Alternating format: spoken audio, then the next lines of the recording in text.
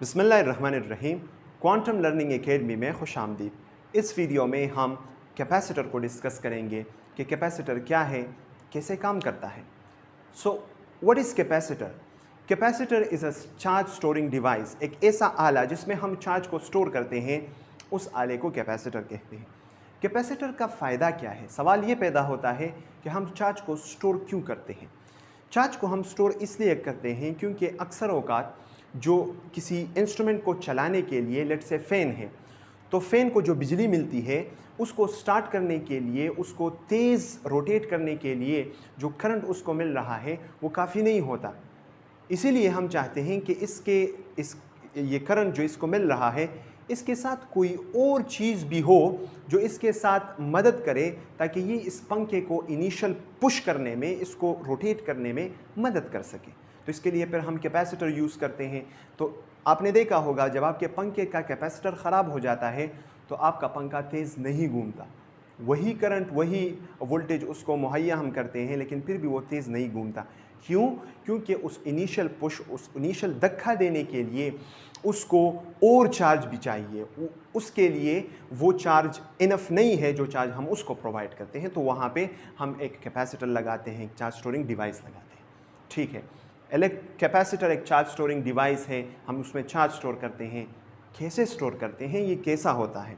तो कैपेसिटर याद रखिए, कैपेसिटर ये बस सिर्फ दो प्लेट्स होते हैं, मेटल प्लेट्स होते हैं, जो कि हमने एक दूसरे के नज़दीक हमने रखे होते हैं। इसमें इसके माबेन फासला होता है।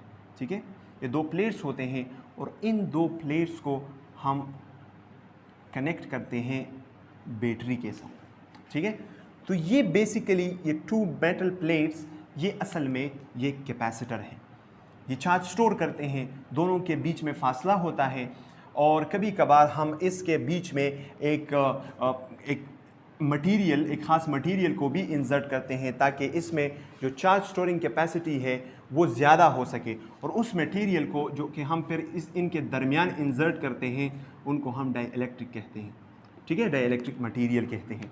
तो लेट्स से मेरे पास दो प्लेट्स हैं, इसको मैं एक बैटरी के साथ कनेक्ट करता हूँ। ये positive terminal of the battery है, ये negative terminal of the battery है। जब मैं इसको इस बैटरी के साथ कनेक्ट कर देता हूँ और लेट्स से इसका वोल्टेज V है, तो ये इस प्लेट से, चूंकि ये एक मेटल प्लेट्स हैं, इसमें फ्री इलेक्ट्रॉन्स मौजूद हैं, तो ये positive terminal of the battery इस प्लेट से इलेक्ट्रॉन्स को खींच कर यहाँ धकेल देंगे। ठीक है, तो ये यहाँ से इलेक्ट्रॉन अट्रैक्ट करेगा, तो इलेक्ट्रॉन A से यहाँ आके फिर ये पॉजिटिव प्लेट, ये बैटरी से गुजर के ये इलेक्ट्रॉन, ये नेगेटिव प्लेट उसे, उन इलेक्ट्रॉन्स को इस तरफ धकेलेंगे, तो वो इलेक्ट्रॉन्स यहाँ पे आ जाएंगे। ठीक है, तो चूंकि इस प्लेट से इलेक्ट्रॉन चले गए हैं तो इस पे पॉजिटिव चार्ज आ जाएगा, इस प्लेट पे पॉजिटिव चार्ज आ जाएगा, और चूंकि यहाँ पे एक्स्ट्रा इलेक्ट्रॉन्स आ गए हैं तो इस प्लेट पे नेगेटिव चार्ज आ जाएगा। और ये कब तक ये इलेक्ट्रॉन्स यहाँ पे फ्लो होंगे? तब तक इलेक्ट्रॉन्स यहाँ पे फ्लो होंगे जब तक यहाँ जो पोटेंशियल डिफरेंस है, यहाँ जो इलेक्ट्रिक पोटेंशियल डिफरेंस है, यहाँ जो वोल्टेज है, वो यहाँ नहीं आ जाता। तो जब तक इन दो प्लेट्स के पोटेंशियल के दरमियान वो जो डिफरेंस है वो इस बैटरी के डिफरेंस के बराबर हो जाए, यानी V वोल्टेज यहाँ पे भी आ जाए, तो फिर इलेक्ट्रॉन्स का ये फ्लो ये बंद हो जाता है और उसमें एक ख़ास चार्ज स्टोर हो जाता है। और उस चार्ज को हम Q से रिप्रेजेंट करते हैं, Q सिंबल से। याद रखिए कि जितना चार्ज इस पॉजिटिव प्लेट पे स्टोर होता है उसको हम +Q कहते हैं, और उतना चार्ज इस नेगेटिव प्लेट पे भी स्टोर होता है तो उसको हम -Q कहते हैं। ठीक है, तो +Q चार्ज वो पॉजिटिव प्लेट पे स्टोर हो जाता है और -Q चार्ज वो नेगेटिव प्लेट पे स्टोर हो जाता है। और अगर हमसे कोई पूछे कि इस कैपेसिटर में कितना चार्ज है, तो हम सिर्फ Q चार्ज हम उसको कहते हैं कि यार इस पे इतना चार्ज स्टोर है। यानी मतलब 2 कूलम चार्ज अगर हम कहें कि किसी कैपेसिटर में स्टोर हुआ है, तो +2 कूलम वो पॉजिटिव प्लेट पे होता है और -2 कूलम वो नेगेटिव प्लेट पे होता है। तो अगर हम इस पोटेंशियल डिफरेंस सोर्स को, इस वोल्टेज सोर्स को, इस बैटरी को हटा भी दें, तो ये चार्ज ऐसे वैसे का वैसे पड़ा रहता है इन दो प्लेट्स पे। क्यों? इसलिए कि ये पॉजिटिव और नेगेटिव एक दूसरे को अट्रैक्ट करते हैं। तो ये एक दूसरे को इसी तरह अट्रैक्ट कर रहे होते हैं और इनके माबेन तो कोई मीडियम, कोई रास्ता नहीं है कि वहाँ से चले जाए, तो इसीलिए दोनों प्लेट्स पे चार्जेस उसी तरह बरकरार रहते हैं। ठीक है, तो इसमें चार्ज वो स्टोर हो जाता है। अच्छा, अब जब हम यहाँ इस चार्ज को यूज़ करना चाहते हैं तो फिर हम यहाँ पे एक लोड लगा लेते हैं। जब हम यहाँ पे एक लोड लगा लेते हैं तो ये इलेक्ट्रॉन्स इस प्रोटॉन्स के साथ मिलना चाहते हैं, तो चूंकि अब एक पाथवे बन गया और कोई इसको रोक भी नहीं रहा, तो ये इलेक्ट्रॉन्स वापस इस पॉजिटिव प्लेट के साथ मिलते हैं, क्योंकि ये इसे अट्रैक्ट करते हैं। तो वो इस लोड से गुजर के इस लोड पे काम भी करते हैं और वापस यहाँ पे आ भी जाते हैं। तो फिर कैपेसिटर डिस्चार्ज हो जाता है, उसमें वो चार्ज ख़त्म हो जाता है। तो पहले जो हमने प्रोसेस पढ़ा वो चार्जिंग ऑफ द कैपेसिटर था। अब जो हम प्रोसेस पढ़ रहे हैं ये डिस्चार्जिंग ऑफ द कैपेसिटर है, और डिस्चार्जिंग ऑफ द कैपेसिटर में हम उस एनर्जी को यूज़ करते हैं जो एनर्जी हमने इस चार्जेस को स्टोर करने में हमने इसको दी थी। तो जो बैटरी ने इसको एनर्जी दी थी, वही एनर्जी इसमें as a electric field store हुई है। इसमें इन प्लेट्स के माबेन एक इलेक्ट्रिक फील्ड है। ठीक है, एक इलेक्ट्रिक फील्ड है। तो उस फील्ड में हम कहते हैं कि वो एनर्जी स्टोर थी। इसका मतलब ये है कि यहाँ पे जब चार्जेस हो तो वो एनर्जी मौजूद होगी, इसलिए हम कहते हैं कि वो एनर्जी इस इलेक्ट्रोस्टैटिक फील्ड में थी। तो जब हम इस पे लोड लगाते हैं इस सर्किट में, तो वो एनर्जी यूज़ हो जाती है और कैपेसिटर डिस्चार्ज भी हो जाता है। हमारे पास जो कैपेसिटर का एक बहुत ही इम्पोर्टेंट वो है प्रॉपर्टी है, वो है कैपेसिटेंस ऑफ द कैपेसिटर। उसकी तरफ आते हैं। लेट्स से एक सिनारियो को कंसिडर करते हैं। हमारे पास एक लेट्स से एक कैपेसिटर है। कैपेसिटर को हम जब सर्किट में ज़ाहिर करते हैं, सिंबॉलिकली जब हम उसको ज़ाहिर करते हैं, तो हम उसको इस तरह दो लाइंस से, इक्वल लाइन से हम उसको ज़ाहिर करते हैं। और बैटरी का एक टर्मिनल हम बड़े लाइन से ज़ाहिर करते हैं और एक टर्मिनल हम छोटे लाइन से ज़ाहिर करते हैं। तो ये positive terminal of the battery, ये negative terminal of the battery, और ये हमारे पास एक कैपेसिटर है। लेट्स से इस जो ये बैटरी है, ये लेट्स से इसका वोल्टेज V है, और इस बैटरी की वजह से ये जब चार्ज हुआ तो इसमें let's say Q charge store हो गया। तो एक्सपेरिमेंट से हमें ये पता चला है कि अगर हम इस पोटेंशियल डिफरेंस, इस वोल्टेज ऑफ द बैटरी को इंक्रीज करते हैं, तो इससे चार्ज ज़्यादा इस कैपेसिटर में स्टोर होगा। मतलब चार्ज और बैटरी का जो पोटेंशियल डिफरेंस है, जो वोल्टेज है, वो एक दूसरे के साथ डायरेक्टली प्रोपोर्शनल है। अगर हम ज़्यादा पोटेंशियल वाले बैटरी को लगाएंगे किसी कैपेसिटर के अक्रॉस, तो उसमें चार्ज ज़्यादा स्टोर होगा। कम वोल्टेज वाली बैटरी लगाएंगे तो कम चार्ज स्टोर होगा।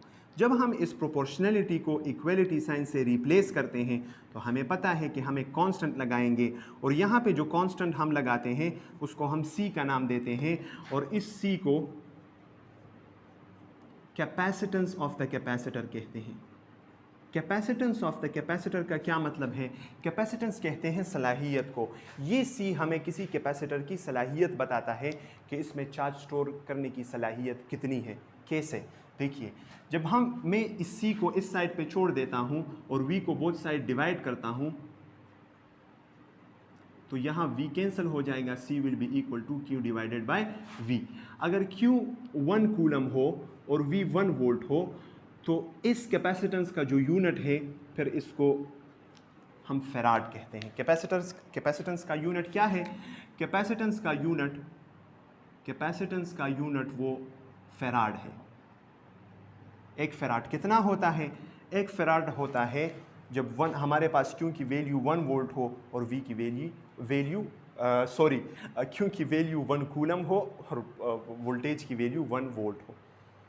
एक फेराड कितना होता है? कितना कैपेसिटेंस होता है?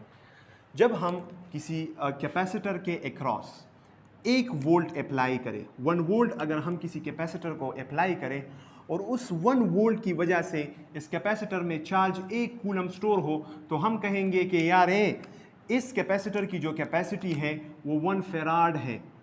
अगर 1 वोल्ट अप्लाई करने से इसमें 2 कूलम 2 कूलम चार्ज स्टोर हो तो हम कहेंगे कि इसकी कैपेसिटी वो 2 फेराड है। तो ये कैपेसिटेंस ऑफ द कैपेसिटर हमें कैपेसिटर की सलाहियत बताता है कि ये कितना चार्ज स्टोर कर सकता है।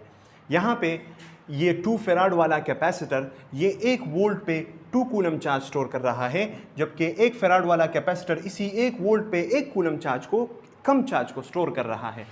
तो कैपेसिटेंस ऑफ द कैपेसिटर वो ये बताता है कि इसमें इस कैपेसिटर में चार्ज स्टोर करने की सलाहियत कितनी है। इस फार्मूले का फ़ायदा क्या है?